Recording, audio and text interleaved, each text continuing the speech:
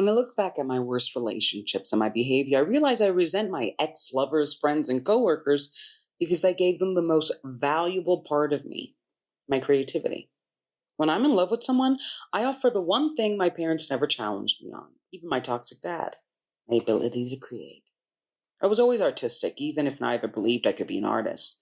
My uniqueness was undeniable, but my father's evil consistently believed a woman's best was only to serve and comfort a man's worst.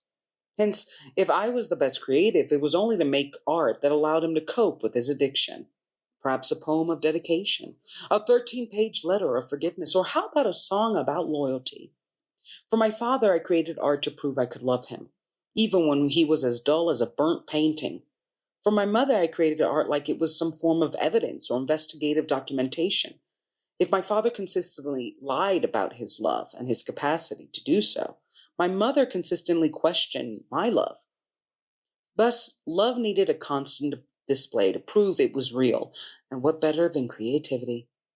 In this epiphany, I realized I did not just enter rooms and relationships as servile as a sedated maid eager to make your bed. I entered them like a righteous butler, acting like serving my ideas like one would champagne in a silver platter was a big deal.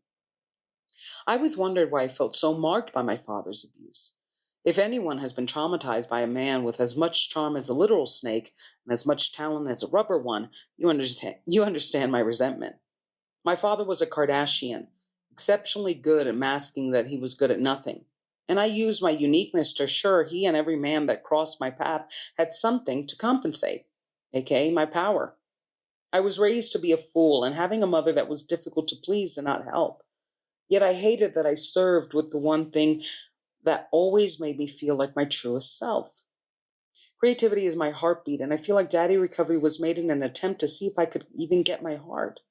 I've been so broken but functional for so long that I never imagined actually breaking down.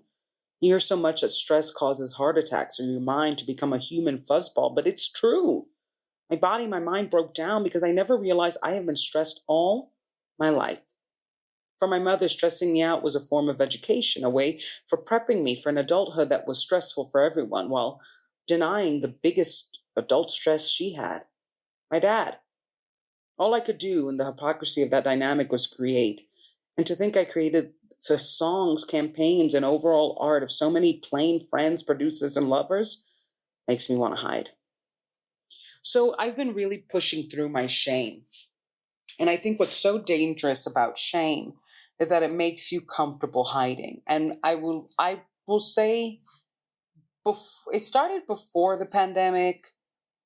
I remember, like, the pandemic obviously was horrible, but I felt oddly relieved at being able to kind of not be seen by the world, because I was always on, networking, meet me, love me. Oh, no, no, no, no, no, no. It's cool, it's cool, it's cool, it's cool. I was a hamster on a wheel, and I wasn't going for what I wanted, which was to sing and act.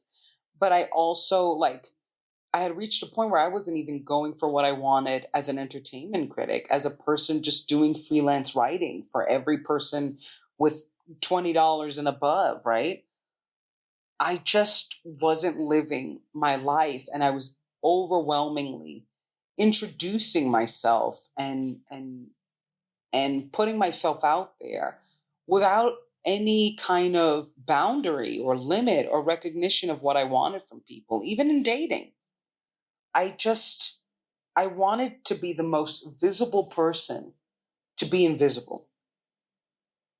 I really think that, because I didn't feel seen. I didn't feel like anybody that loved me actually knew me intimately and deeply and richly. And yet I didn't either. I knew I was unhappy. I knew that I was just running through the emotions and the motions, but I also thought life would change if I kept on running into the same door.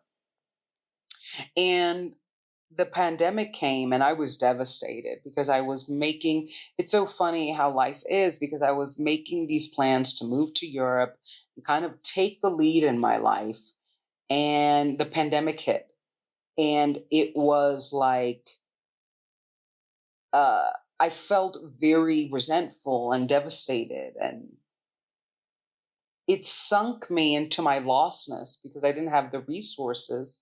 And obviously, the planet was shut down to actually move anymore, even though I was always moving in place.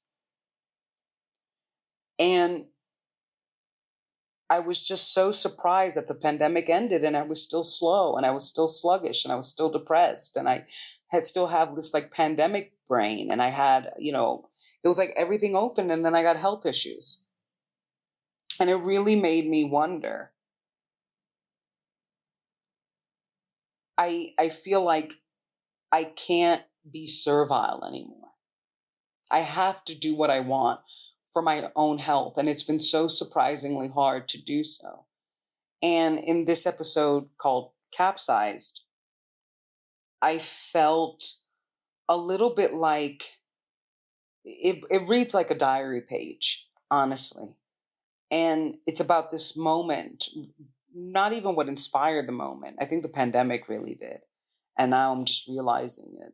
It's just this epiphany that I think why I resent a lot of my past relationships, including with my parents, is that I really made everything up. I gave my ideas, I gave my affirmations, I gave everything. I created those relationships without any reciprocity.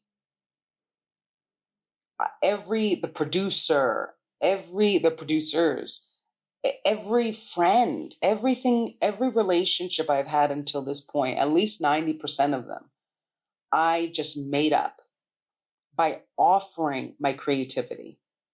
And creativity is for everything. If I dated a marketer, I was making which I did, I was making up a campaign for them. If I had a friend who was a teacher, I was helping them with a syllabus. I was always, always creating as a sign of that I love you. And they didn't take it as that. They really did take it as like, thanks for the freebie, deuces. And my creativity was so precious to me. I love being a creative. And I hate that these relationships, particularly via my childhood trauma, made my creativity this kind of like survival mode. Like, I just want to get by. And I remember when my creativity gave me life. Like it made me feel alive to create, to make a song out of joy, the joy of making a song, to act because acting was fun and I was good at it. Am good. Do you know? And I feel like I look back on my life like it's a murder scene and I want to know who killed me. And if they killed me, what they killed was my creativity. Because that is, I can honestly say, the thing I most love about me for me. My mother loved my humor. My dad did not love me. My friends have always loved that I'm wise. I love that I'm creative. And I'm trying to reconcile that relationship with me. And it has not been easy. But Daddy Recovery's helping. So please follow on all platforms. Deandra on all music platforms, all my socials. Thanks, friend.